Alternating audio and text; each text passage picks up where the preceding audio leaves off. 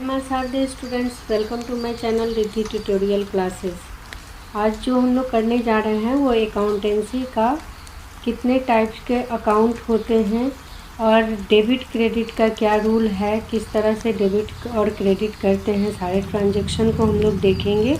तो आगे चलते हैं वीडियो की ओर।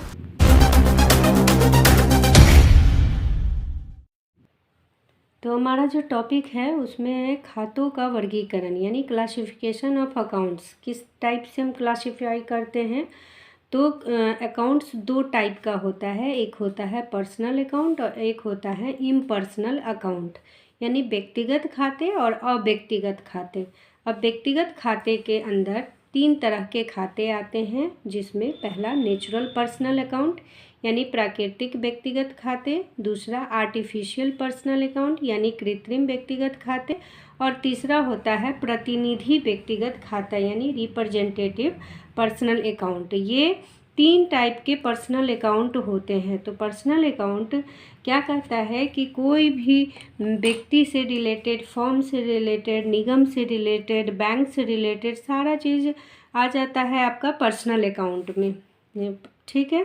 और इसके बाद क्या कहता है कि नेचुरल पर्सनल अकाउंट क्या होता है। जैसे नेचुरल पर्सनल अकाउंट के बारे में थोड़ा हम डिस्कस करते हैं कि प्राकृतिक व्यक्तिगत खाते से का अर्थ है ऐसे खाते से जो मानवीय व्यवहारों से संबंधित है, जैसे संजय खाता हो गया, नीरज का खाता, संगीता का खाता। इस तरह से जो भी नेचुरल पर्सन से रिलेटेड होगा उसको हम नेचुरल पर्सनल बोलेंगे। और आर्टिफिशियल पर्सनल अकाउंट क्या होता है। तो आर्टिफिशियल में कहता है कि कंपनियों के बैंक खाता, बीमा कंपनी के खाते, किसी संस्था के खाते, फर्म के खाते, ये सब क्या हो जाता है, आर्टिफिशियल पर्सनल अकाउंट होता है। मतलब कोई ना कोई व्यक्ति के द्वारा बनाया, जैसे बैंक है वो खुद से, इसका कोई कंपनी है ये वो खुद से तो नहीं बन सकता है, कोई ना कोई व्यक्ति बनाया हुआ है, तो वो आर्टिफिशियल पर्सनल अकाउंट होता है, ठीक है। थर्ड जो रिप्रेजेंटेटिव पर्सनल अकाउंट है उसको क्या कह सकते हैं कि जब एक खाता किसी व्यक्ति या कुछ व्यक्तियों का प्रतिनिधित्व करता है, मतलब किसी को रिप्रेजेंट करता है, तो उसे हम रिप्रेजेंटेटिव पर्सनल अकाउंट कहते हैं। तो प्रतिनिधि व्यक्तिगत खाता के कुछ उदाहरण क्या हो सकते हैं। तो कैपिटल अकाउंट हो सकता है, ड्रॉविंग अकाउंट हो सकता है, आउटस्टैंडिंग वेजेज अकाउंट हो सकता है, आउटस्टैंडिंग सैलरी अकाउंट हो सकता है। इस तरह से कुछ रिप्रेजेंटेटिव पर्सनल खाते होते हैं, वो आगे भी हम लोग देखेंगे कि क्या क्या होता है इसमें।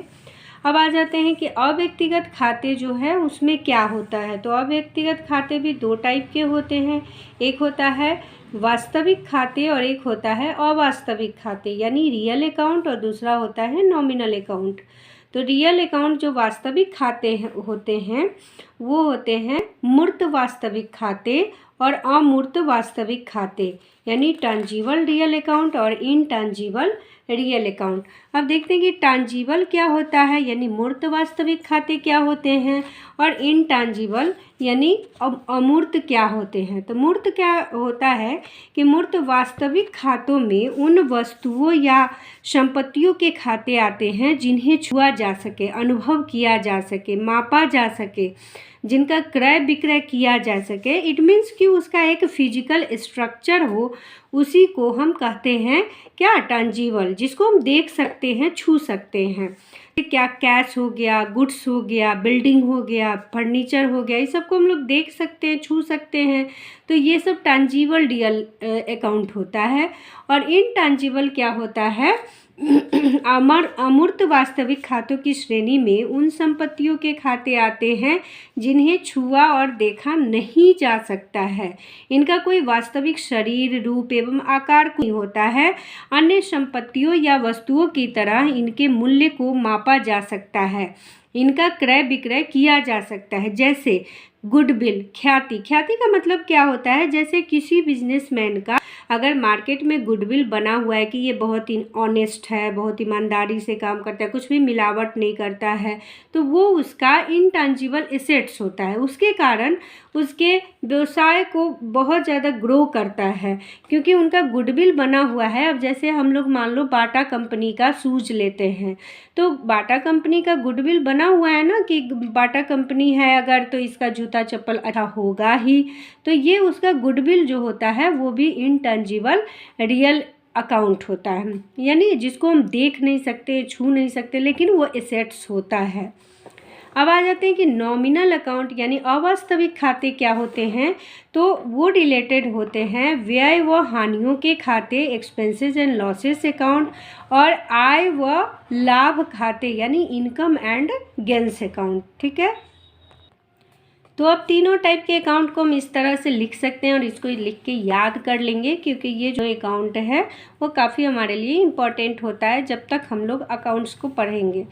तो पर्सनल अकाउंट यानी व्यक्तिगत खाते में क्या लिख सकते हैं कि व्यक्तियों, फर्मों, निगमों, संस्थाओं, बैंकों, कंपनियों आदि से संबंधित खाते व्यक्तिगत खाते कहलाते हैं।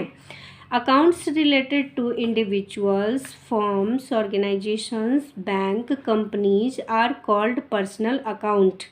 For example, Sanjeev's account, Das and Brothers account, bank account, insurance company account, capital account, drawing account, etc.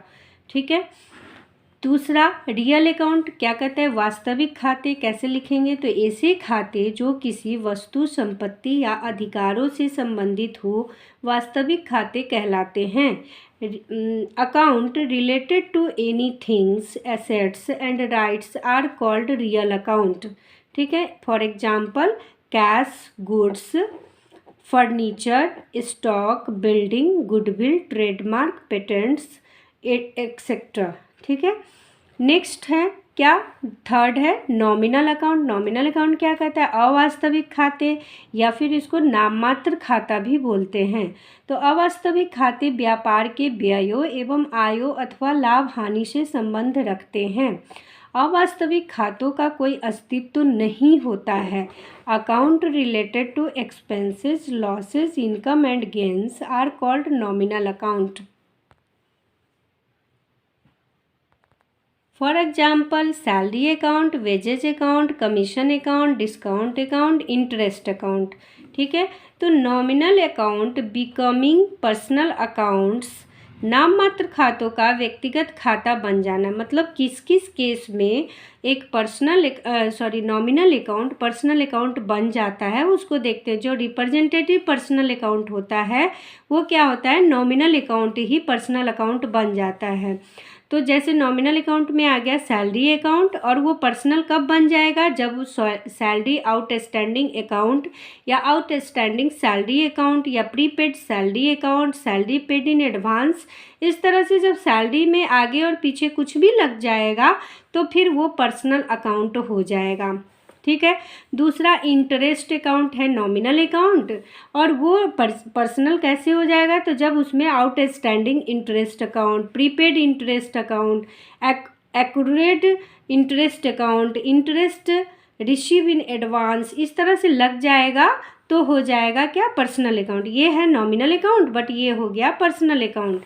Insurance account, prepaid insurance account, unexpired account, insurance outstanding account, इस तरह से ये इंश्योरेंस भी है क्या, नॉमिनल अकाउंट, बट ये हो गया पर्सनल अकाउंट।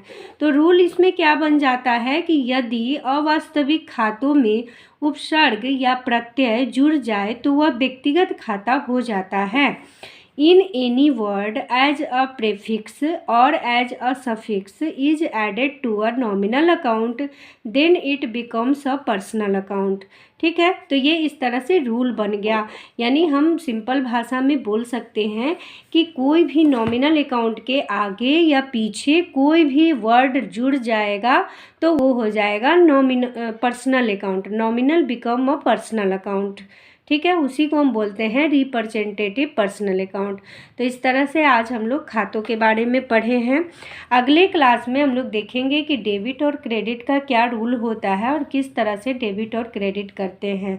इसलिए आप लोग हमारे चैनल के साथ बने रहें और ज़्यादा से ज़्यादा इसको शेयर करें, कमेंट करें और सब्सक्राइब तो कर ही ले, ताकि मैं जितना भी नया वीडियो बनाती जाऊँ अकाउंट से रिलेटेड वो आपके पास पहुँच जाए।